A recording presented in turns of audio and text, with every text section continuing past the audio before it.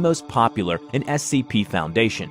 682 is a large, vaguely reptile-like creature of unknown origin, famous for traits that are almost impossible to be destroyed. It appears to be extremely intelligent and was observed to engage in complex communication with other SCP.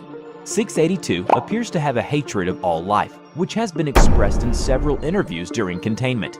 682 has always been observed to have extremely high strength, speed, and reflexes, though exact levels vary with its form. Its physical body grows and changes very quickly, growing or decreasing in size as it consumes or sheds material, and can gain energy from anything it ingests, organic or inorganic. 682's regenerative capabilities and resilience are staggering, and it has been seen moving and speaking with its body 87% destroyed or rotted. When being asked why it kills those innocent farmers, it refused to answer at first, but after forced to answer by a doctor, 682 assault one of the personnel, and answer they were disgusting.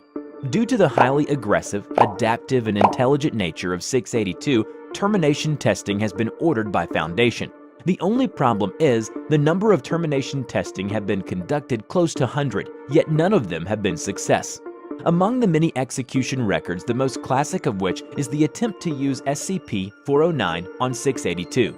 409 is a very dangerous quartz crystal. Any objects coming in contact with 409 will begin to crystallize after 3 hours. After complete crystallization, the object will bursting into thousands of fragments with great force.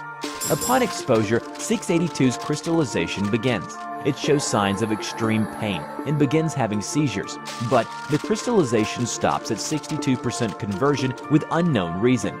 Its crystallized area explodes, causing massive physical trauma to 682.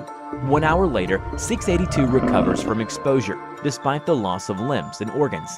It begins regeneration, stating that it will attempt to kill and consume all staff involved in this event.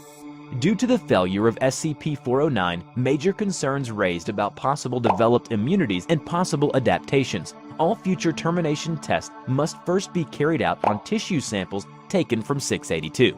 In another termination testing, 682 quickly presses against the wall farthest from SCP-173, staring at it the entire time.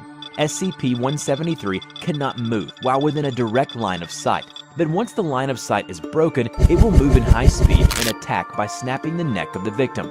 682 continues to stare at 173 without pause for 6 hours. Realize this situation, agents equipped with large caliber sniper rifles dispatched and shoot out the eyes of 682. After resuming observation, 682 is shown to be on the floor, with several injuries around its head, neck, and legs. It rapidly regenerates from damage and moves to a different wall, developing several sets of eyes on various parts of its body, many covered by thick, clear caps of armored carapace. 682 maintains observation of 173 for an additional 12 hours, despite additional efforts of agents and Foundation staff. At the end, Foundation staff have no other way but to end this testing.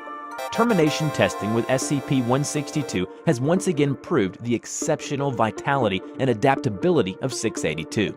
Touching SCP-162 will immediately result in several hooks becoming embedded in the subject's skin. Subject will bleed profusely, resulting in death after a prolonged period of time. 682 exposed to 162. It begins thrashing violently, emitting several roaring sounds and issuing profanity directed at testing staff.